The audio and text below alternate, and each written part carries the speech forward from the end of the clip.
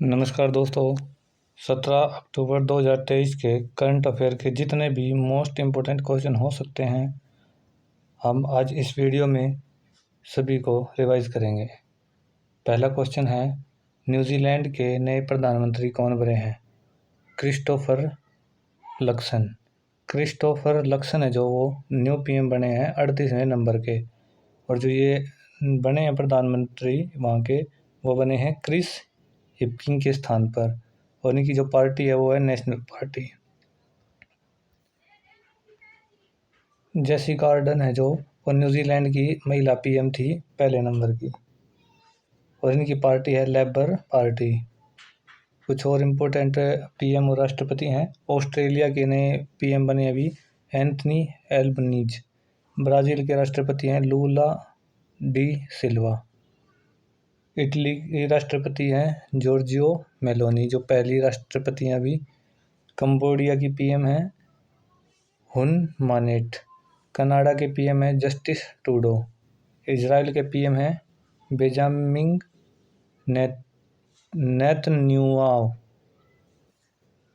भारत के मुख्य न्यायाधीश यानी कि सीजीआई डीवाई चंद्रचूड़। मुख्य चुनाव आयुक्त हैं जो है राजीव कुमार। सीवीसी हैं प्रवीण कुमार श्रीवास्तव। सीबीआई के जो हेड है वो है प्रवीण सूद।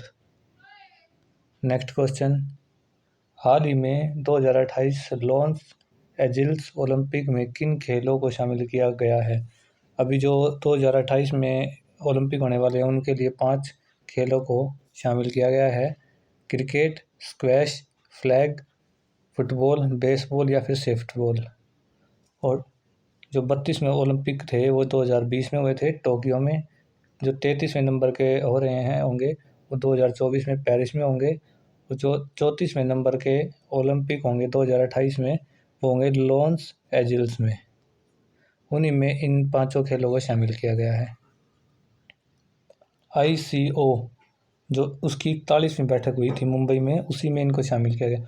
ICO की फुल फॉर्म है इंटरनेशनल ओलंपिक काउंसिलिंग। इसकी जो स्थापना वो हुई थी 23 जून 1894 को, और इसीलिए 23 जून को ओलंपिक डे बनाया जाता है। इसका जो हेडक्वार्टर है वो लुसाने स्विट्ज़रलैंड में है। इसके जो हेड हैं वो हैं थॉमस बॉक।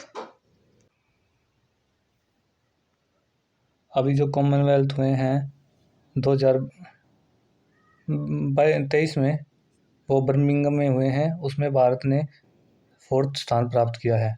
इससे पहले जो फर्स्ट हुए थे वो 1930 में हुए थे हैमिल्टन कनाडा में। और जो एशियन गेम हुए हैं वो पहले नंबर के तो हुए थे दिल्ली में 1951 में, और जो अभी 19वें नवंबर के हुए हैं हांगझो चीन में हुए हैं। इसमें भारत ने 107 पदक जीते हैं और 4th रैंक प्राप्त किया है। 107 में से जो हैं 28 तो गोल्ड हैं, 38 सिल्वर हैं और 41 ब्रॉन्ज मेडल हैं। हाल ही में क्वांटम समर्थित हरित हाइड्रोजन उत्पादन प्रौद्योगिकी का विकास किसने किया है? ये किया है IIT BMU ने। इसका उद्देश्य है क्लीन एनर्जी यानी कि भविष्य का ईंधन। नेट जीरो कार्बन का जो मिशन है वो 2070 तक रखा गया है। जो COP20 है वो शर्म अल शेख यानी कि मिस्र में हुआ है, और COP20 है जो वो UAE में हुआ है अभी।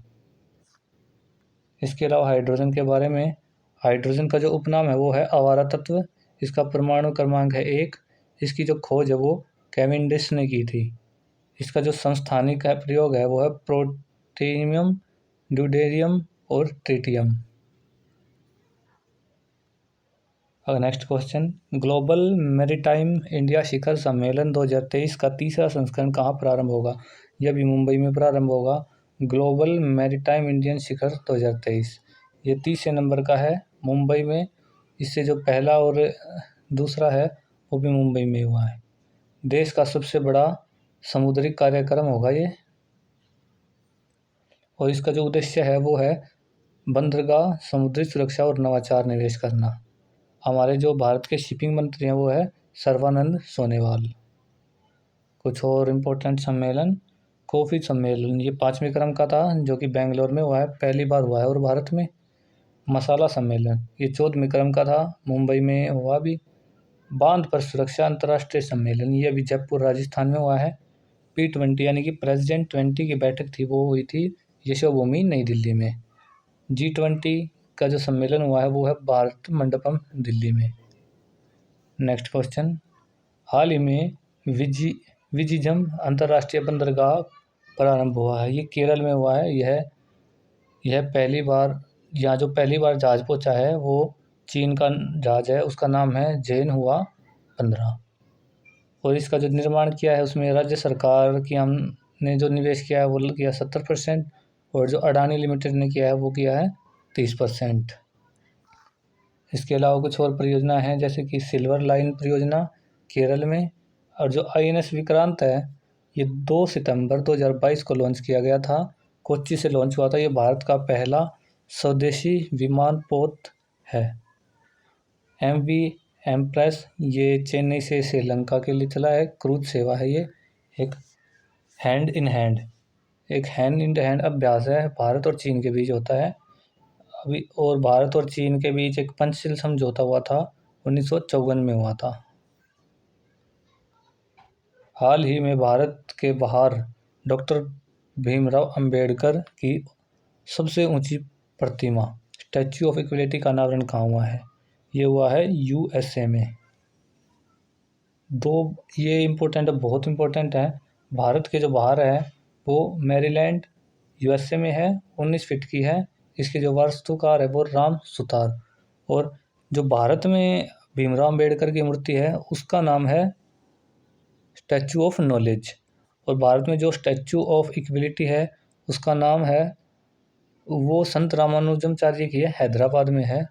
और जो भीमराव अंबेडकर की है उसका नाम है स्टैच्यू ऑफ नॉलेज, ये लातूर महाराष्ट्र में है।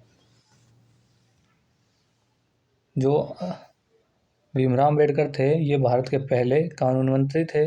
मूल नायक पत्रिका, जातियों का अंत बुक, ये दोनों भीमराव अंबेडकर की हैं।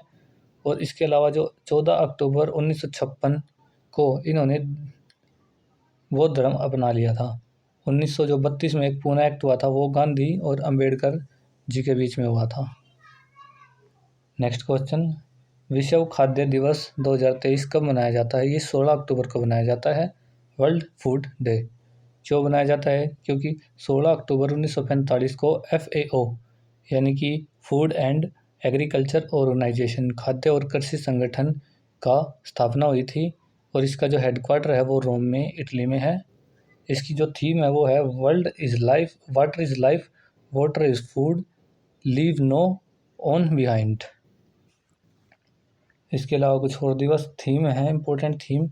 विश्व पर्यावरण दिवस की थीम है जो है सॉल्यूशन ऑफ प्लास्टिक पॉल्यूशन। विश्व योग दिवस की थीम है वासुदेव कुटुंबकम के लिए योग।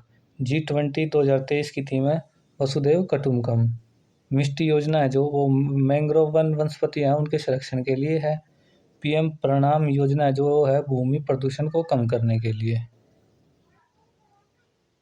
नेक्स्ट क्वेश्चन, हाल ही में केंद्र सरकार ने लाइफस्टाइल फॉर एनवायरनमेंट के तहत कौन सी योजना प्रारंभ की है? Green credit programme and Ecomark scheme. Lifestyle for environment, पर्यावरण के लिए जीवन शैली। इसके हमारे जो पर्यावरण मंत्री हैं भारत के वो हैं डॉक्टर भूपेंद्र यादव। इसके तहत 2 प्रोग्राम स्टार्ट हुए हैं, ग्रीन क्रेडिट प्रोग्राम और इकोमार्क्स स्कीम। जो PM विश्वकर्मा योजना है वो बुनकरों के लिए बनाई गई थी 17 सितंबर को। और अमृत वृक्षा आंदोलन ये असम में स्टार्ट हुआ था। अगला क्वेश्चन, हाल ही में इसरो और विज्ञान भारती ने स्पेस ऑन व्हील्स कार्यक्रम कहाँ प्रारंभ किया है? अरुणाचल प्रदेश में, स्पेस ऑन व्हील। इसकी जो स्टार्टिंग हुई है वो इसरो और विज्ञान भारती ने की है, अरुणाचल प्रदेश में की है। क्यों? स्टूडेंट है जो उन्हें स्पेस प्रोग्राम, रॉकेट, उपग्रह की जानकारी देना। इसरो के बारे में कुछ और इम्पोर्टेंट बातें। इसरो की जो स्थापना वो 15 अगस्त 1969 को हुई थी। इसका हेडक्वार्टर बेंगलोर में है और इसका जो हेड है वो है S सोमनाथ। इसके अलावा कुछ अभी हमारे इसरो ने कुछ लॉन्च किए हैं। किस रॉकेट से कौन सा उपग्रह लॉन्च किया है? PSLV C54 से भूटान का INS 2B उपग्रह लॉन्च किया है। PSLV-C 55 से सिंगापुर के उपग्रह लॉन्च किए हैं। PSLV-C 56 से सिंगापुर के DSSAR उपग्रह लॉन्च किया है। PSLV-C 57 से आदित्य L1 लॉन्च किया है। SSLV-D2 से आजादी सेट और EOS-07 लॉन्च किया है। GSLV F12 से NVS 01 दूसरी पीढ़ी का पहला उपग्रह लॉन्च हुआ है। LVM 3 M4 से चंद्रयान 3 लॉन्च हुआ है। नेक्स्ट क्वेश्चन, हाल ही में दिवंगत हुए MS गिल कौन थे? पूर्व मुख्य चुनाव आयुक्त थे मनोहर सिंह गिल। ये पूर्व मुख्य चुनाव आयुक्त थे जो कि 1996 से 2001 तक रहे हैं और इनका भी हाल ही में निधन हुआ है। इसके अलावा कुछ और इम्पोर्टेंट बातें, भारत के पहले मुख्य चुनाव आयुक्त सुकुमार सेन थे। भारत की पहली महिला मुख्य चुनाव आयुक्त रमा देवी थी। वर्तमान में जो मुख्य चुनाव आयुक्त हैं भारत के, वह है राजीव कुमार। और अभी TN शेषन पूर्व CES का निधन हुआ है।